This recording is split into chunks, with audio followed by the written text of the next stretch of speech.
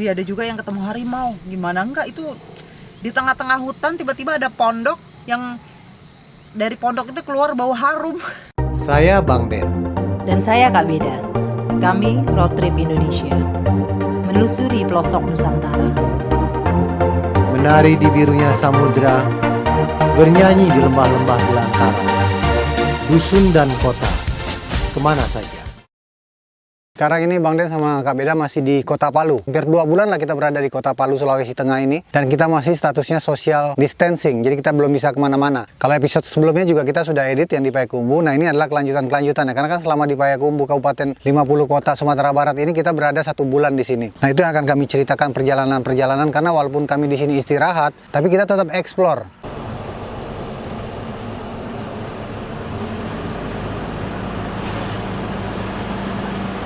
Perjalanan kali ini kita ke Nagari Mai, namanya Bukit Posu. Bukit Posu itu kalau di bahasa Indonesia kan itu Bukit Bolong, karena memang ada bolong di atasnya itu. Kalau dari jauh bolongnya itu keren banget, kecil gitu. Tembus, langsung tembus, bukan goa ya, dia tembus gitu. Jadi kelihatan langit di belakangnya. Tapi kalau kita udah dekat itu ternyata betul-betul besar sekali. Kata orang bahkan helikopter bisa masuk ke situ. Saking besarnya lubang itu. Itulah tujuan trekking kami kali ini.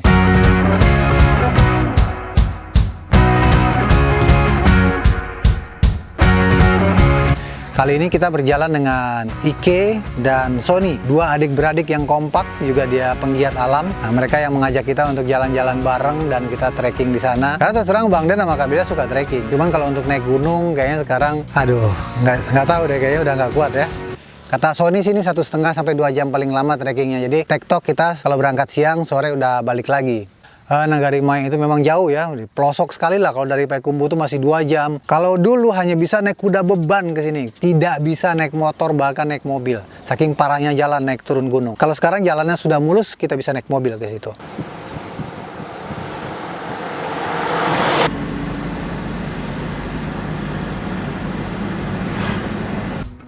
Kami sekarang dalam perjalanan, udah ngos-ngosan, padahal baru jalan dikit. Perjalanan menuju, kalau orang sini bilangnya Bukit Posu, tapi kalau bahasa Indonesianya Bukit Bolong. Itu dia, bukitnya ada di atas, kelihatan. Ini nama nagarinya Nagari Mai, Nagari Mahat di Kabupaten 50 Kota. Untuk mencapai nagari ini pun kita harus naik turun gugusan Bukit Barisan. Oke, nanti kita laporkan lagi. Sekarang mau ngatur napas dulu. Nah, trekking ini karena kita berangkatnya sudah kesiangan, itu matahari pas banget di atas ubun-ubun. Kita baru start awal aja tuh jalan sedikit udah ngos-ngosan, udah kehabisan napas. Nggak tahu nih gimana kelanjutannya. Karena yang kita lewati itu memang dia semak-semak dan alang-alang. Jadi dia bukan pohon-pohon yang rindang itu. Itu yang bikin kita tuh betul-betul terkuras sekali energi kita.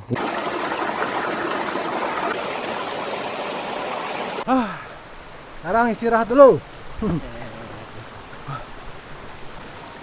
Sudah kepanasan. Dengan triknya matahari, lihat baju yang dipakainya. Sungainya sangat jernih sekali. Banyak batu-batu.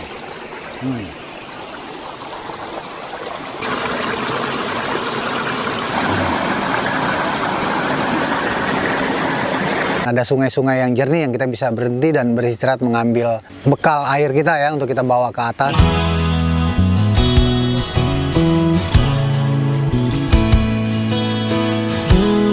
Sepanjang jalan itu kita melalui kebun-kebun masyarakat.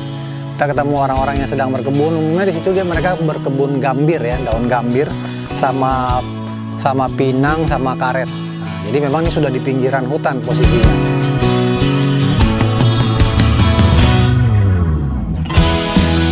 Akhirnya kita beberapa kali beristirahat karena memang Bang Den dan Kak Beda cukup kepayahan ya.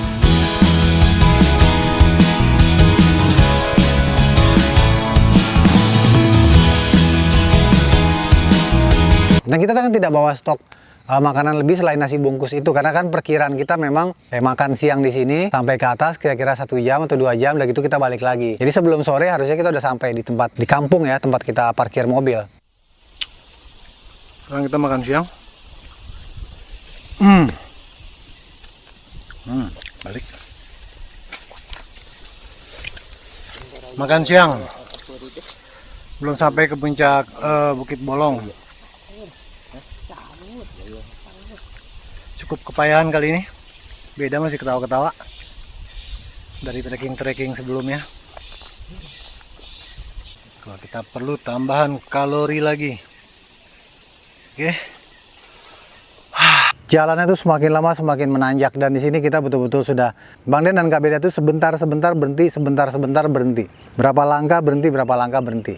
Ya namanya juga amatiran kan, beda dengan Sony dan Ike yang mereka itu memang dari pencinta alam, sudah biasa naik gunung, jadi medan seperti ini ringan lah buat mereka.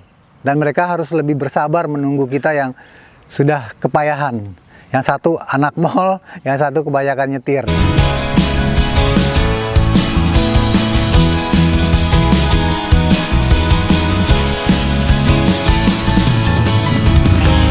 Walaupun kita pernah trekking dulu waktu di Jambi, di Jangkat, cuman medannya tidak seperti ini. Di situ masih dalam hutan, kita tidak terlalu banyak tanjakan, jalannya rata, dan itu pohon-pohon besar. Jadi kita terlindung dari panas matahari. Kalau di sini memang dia hanya semak-semak dan ilalang, dan mataharinya luar biasa. Nah, untung persediaan air kita cukup banyak.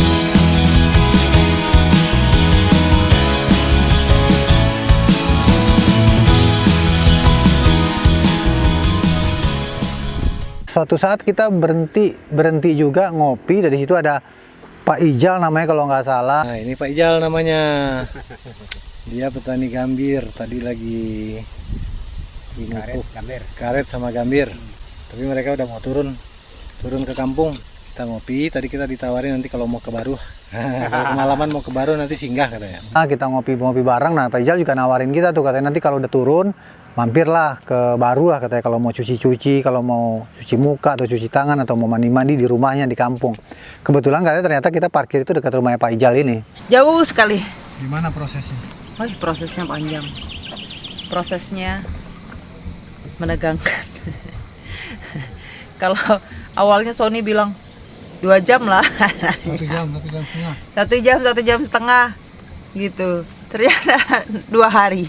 Kita lambat, nggak berangkatnya juga kan udah jam 12 siang kan. Maksudnya startnya, kalau berangkat kita pagi, cuma cari makan dulu, santai-santai jalan. Karena Sony pikir perjalanannya hanya ya paling nggak 2 jam gitu lah. Untuk Sony yang pendaki gunung, mungkin mereka biasa, cuma karena bawa aku kali jadinya 2 hari. Permasalahannya memang karena mungkin gerakan kami, Bang Den dan Kak Beda itu lamban sekali gerakannya, dan sebentar-sebentar berhenti kan. Sebetulnya memang mungkin jalurnya betul ya, kalau dengan mereka aja jalan berdua mungkin 1 jam mereka sampai di atas. Cuman karena gerakan kami yang memang bukan pendaki, nah satunya anak mall, jadi kita perjalanan sampai sore pun nggak sampai-sampai.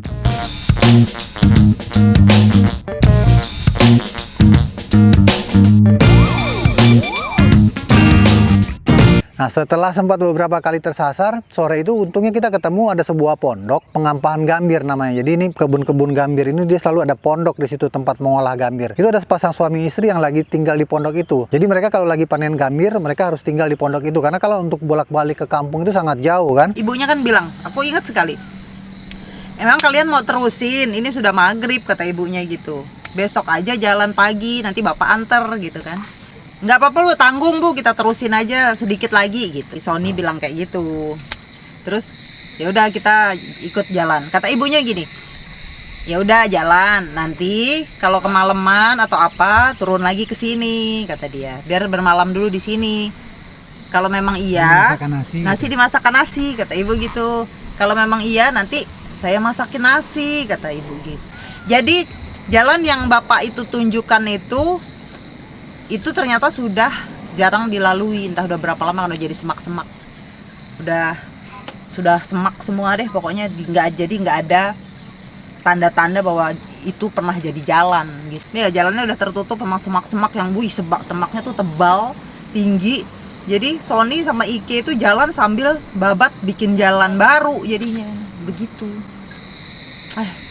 Akhirnya di tengah yang aku ingat tuh, jadi kita ambil suara di tengah kegelisahan itu yang maju mundur cantik. Jadi tengah itu kita ini terusin nggak nih, ditanggung kata Sony.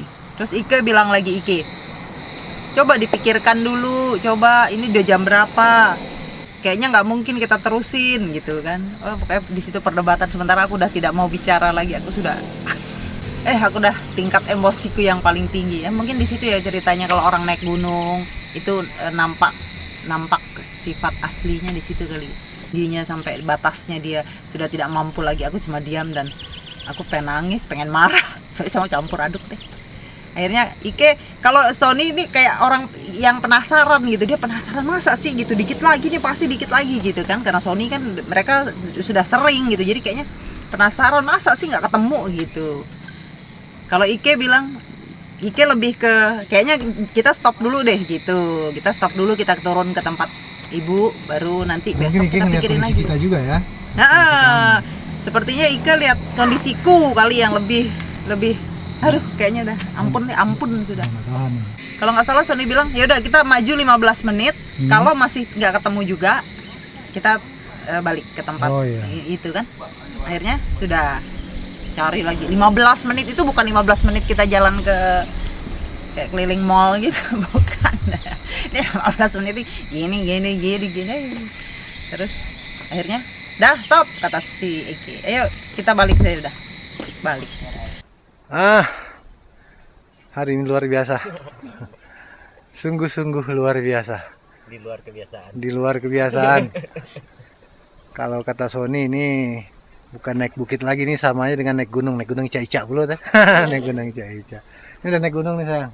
Kayak gini prosesnya. Berarti aku udah naik gunung ya. Dah. Ini first time pertama.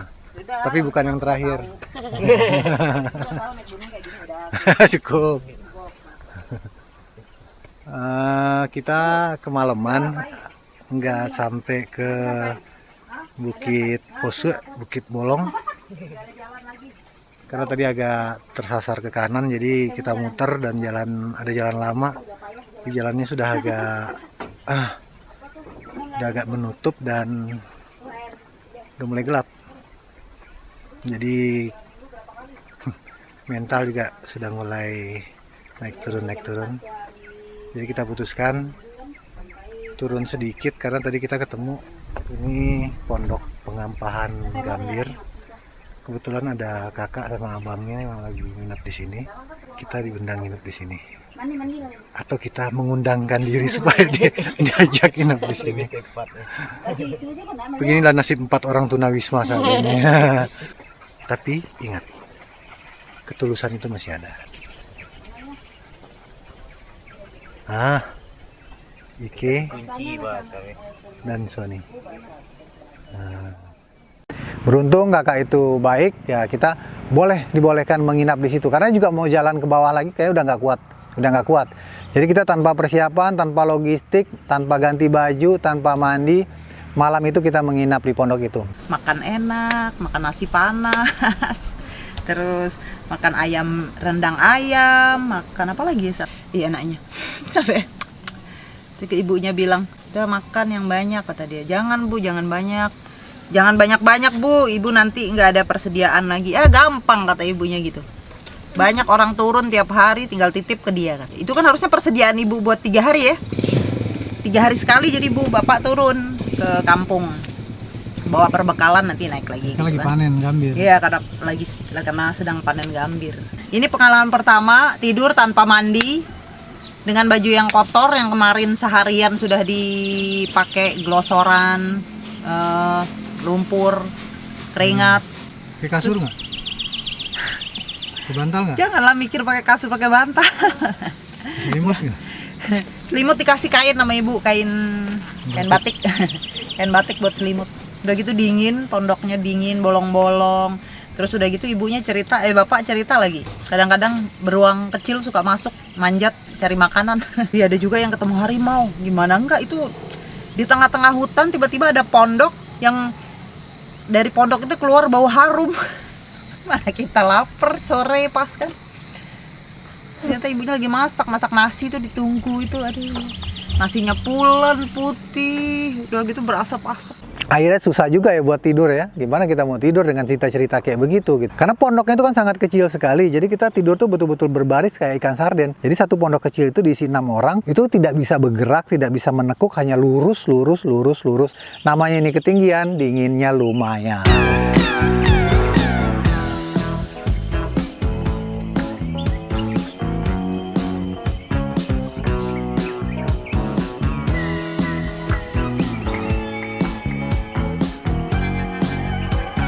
Ternyata tadi malam tuh kita menginap di negeri di atas awan. Tuh kami bangun pagi-pagi dan kami ngopi, kami keluar bawa cangkir, minum kopi di luar. Waktu kami lihat ke bawah, gila keren banget kayak kolam awan begitu. Dan sangat tebal, sangat putih. Saya pengen nyemplung aja gitu.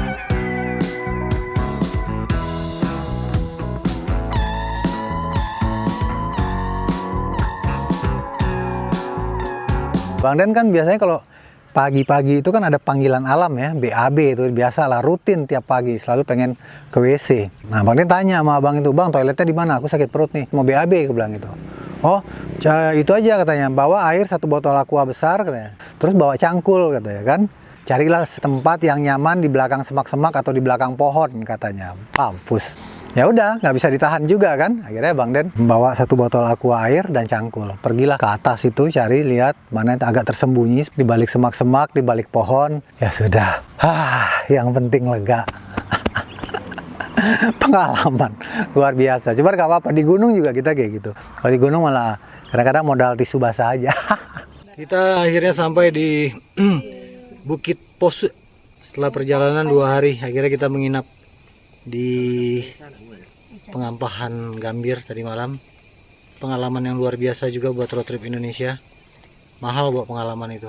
Jam 9 lebih sedikit kami sampai di puncak. Kita udah kehabisan baterai, yang tinggal hanya bisa kameranya Ike yang masih bisa foto-foto. Kalau kamera kita udah nggak bisa lagi ngerekam karena kita persiapannya juga kurang. Dan ini kan perjalanan awal ya, perjalanan awal itu kita juga konsep kita bikin video belum ada, kamera kita juga kebanyakan pakai kamera handphone, terbatas, makanya kita bantu dengan narasi seperti ini.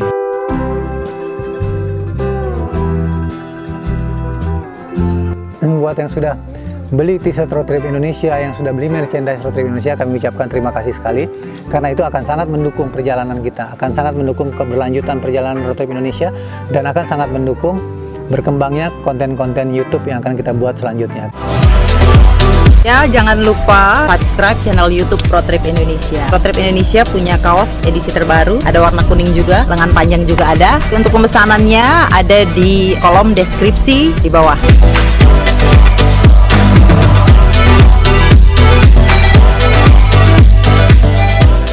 Tujuan awal kami berangkat adalah kami betul-betul ingin mengenal Indonesia dari dekat. Mudah-mudahan dengan kami bisa mengenal Indonesia dari dekat secara alam, budaya, masyarakatnya, teman-teman juga bisa mengenal Indonesia dari dekat, dari cerita-cerita kami. Ada hal yang positif diambil, yang negatif dibuang. Oh, yang paling terkenal juga salah satunya di Nagari Mae. Waktu kita pulang turun kita mampir ke Menhir namanya. Jadi ini adalah peninggalan situs batu-batu purbakala ya, yang ada di Nagari Mae itu. Nah, kita mampir ke situ bikin-bikin foto karena memang kamera kita sudah tidak memungkinkan lagi untuk bikin video. Ya, jadi sebagian dari cerita ini menampilkan foto-foto di sana. Karena memang yang paling penting adalah dari cerita kami dari video YouTube Road Trip Indonesia ini adalah merupakan catatan-catatan sederhana supaya kita tidak lupa dengan hal-hal yang kita lewati selama perjalanan keliling Indonesia ini. Selamat menunaikan ibadah Ramadan. Semoga puasa ini menjadi berkah buat kita, dan kita berdoa semoga wabah virus corona ini bisa segera berlalu, segera selesai, dan kita semua bisa kembali beraktivitas, kita kembali dalam kehidupan normal kita, dan kita kembali membangun mimpi-mimpi dan cita-cita kita.